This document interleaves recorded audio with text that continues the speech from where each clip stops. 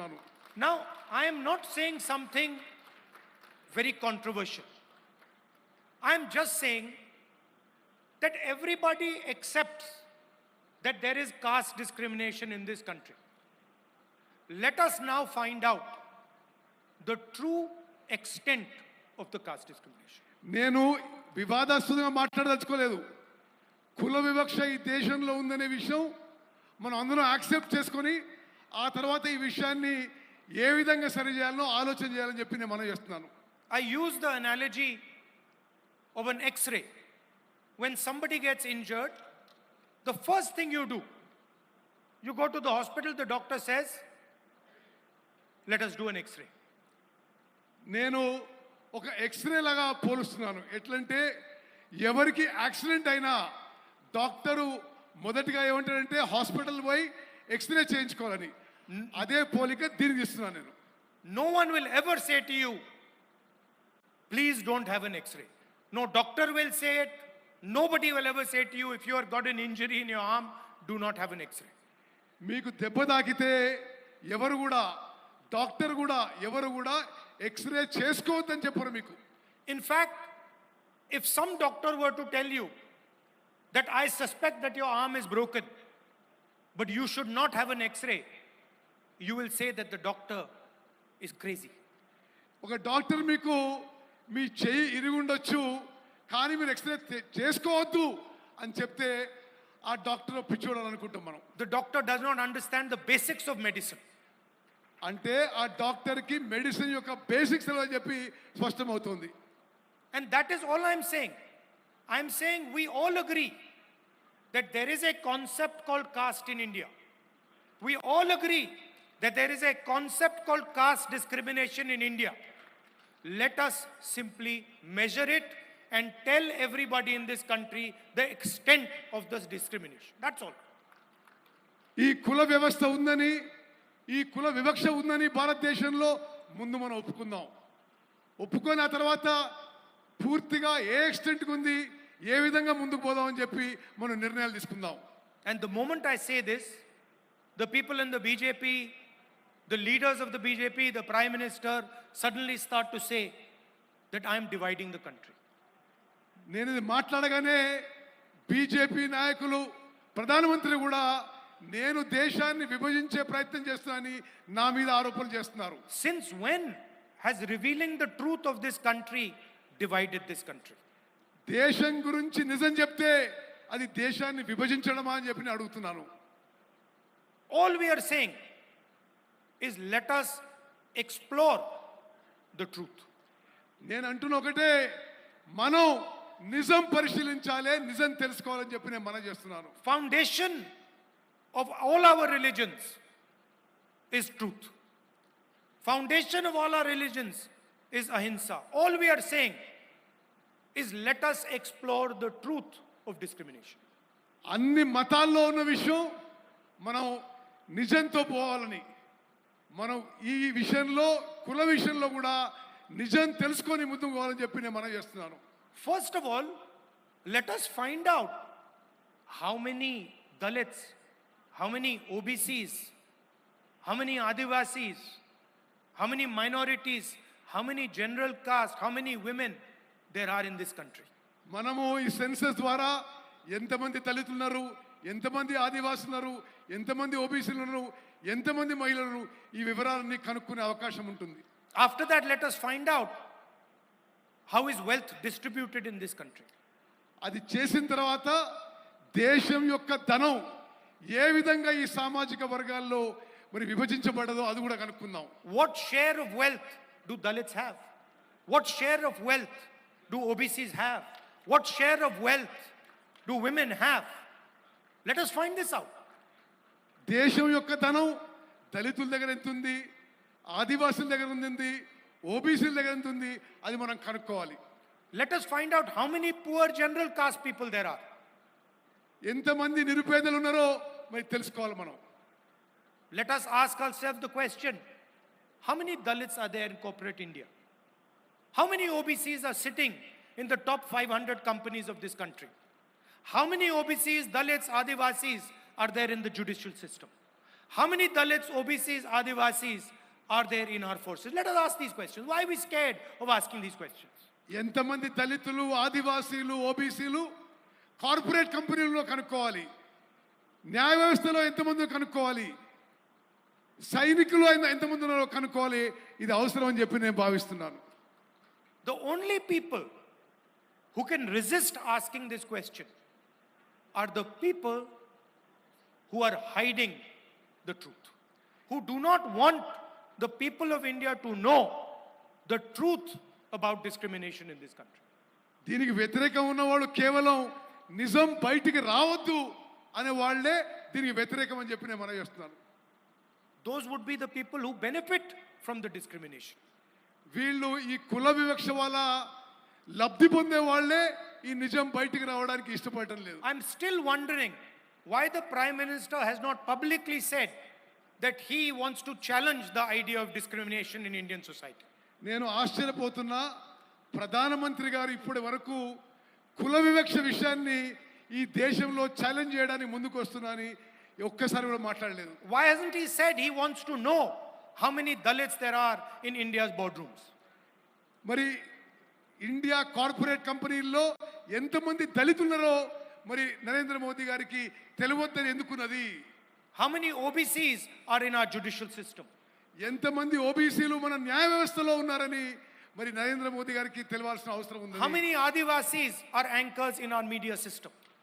ఎంతమంది ఆదివాసీలు మన మీడియాలో యాంకర్ల పాత్ర పోషిస్తున్నారు కూడా తెలియాల్సిన అవసరం ఉంది. Why is he scared of asking these questions?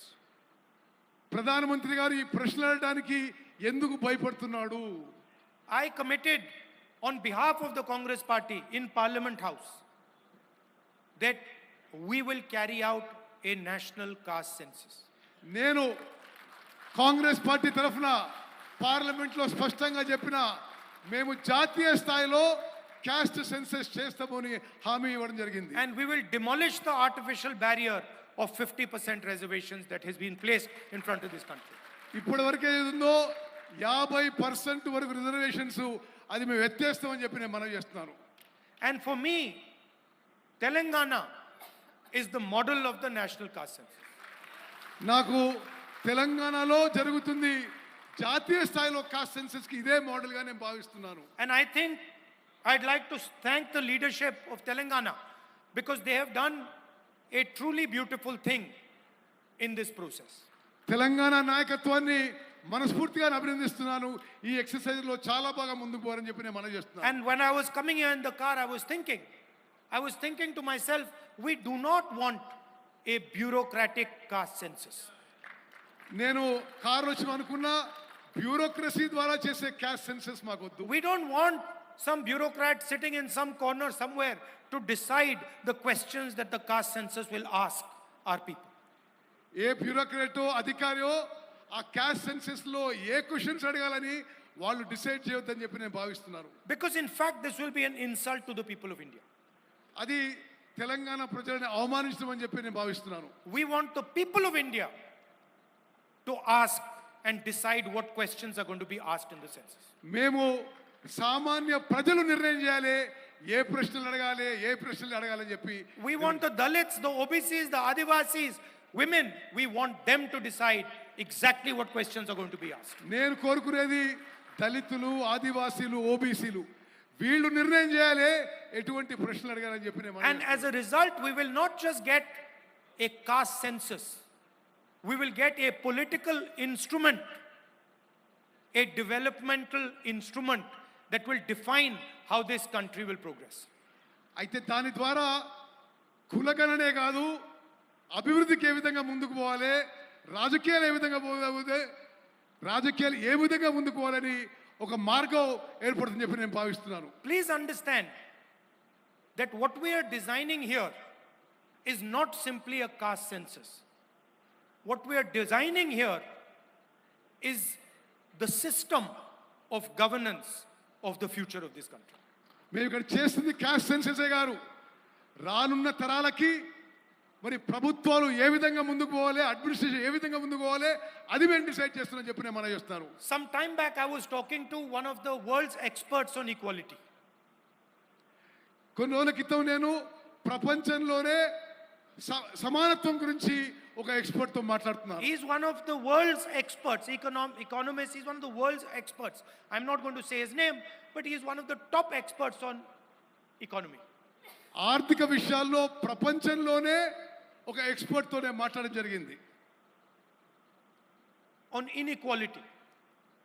అసమానత్వం గురించి నేను ఈ ఎక్స్పర్ట్ తో మాట్లాడడం జరిగింది.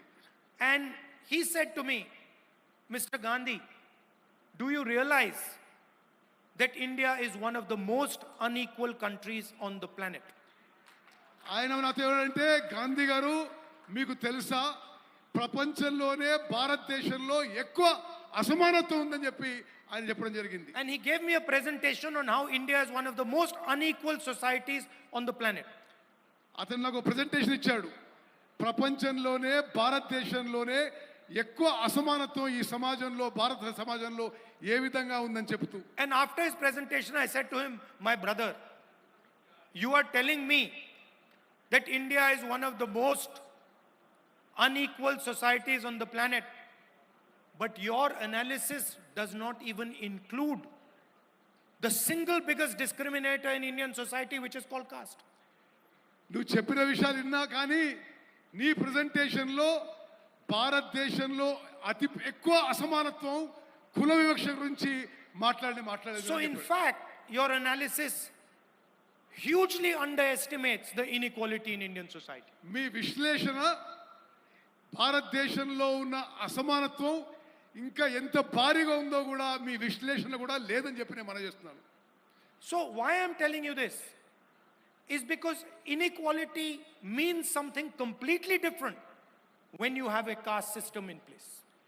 అసమానత్వం అనేది కుల వివక్ష ఉన్నప్పుడు, కుల వ్యవస్థ ఉన్నప్పుడు ఇంకా మరీ ఎక్కువ ఉంటుందని చెప్పి కూడా మనం చేస్తున్నారు. A Dalit person in India could not be touched. భారతదేశంలో దళితులకు అంటరానితనం ఉందనే విషయం మనందరికీ తెలుసు. Do you realize the level of inequality that person would feel if society is not allowed to touch him? సమాజంలో ఒక వర్గంలో అతన్ని ముట్టడానికే వీల్లేదంటే ఎంత అసమానత్వం ఉండిందో గమనించాలి. This does not exist anywhere else. ఇది ప్రపంచంలో ఎక్కడ లేదు. And so what we have to understand is that discrimination in India is unique and probably among the worst in the world. ప్రపంచంలోనే అన్ని దేశాల్లో ఈ వివక్ష అనేది ఎక్కువ ఉంది భారతదేశంలోనే చెప్పిన మనం చేస్తున్నారు. And if we want to talk about a powerful country, if we want to talk about progress, if we want to talk about happiness among our people, the absolute first thing we need to do is identify the amount of discrimination and the nature of discrimination that is taking place here.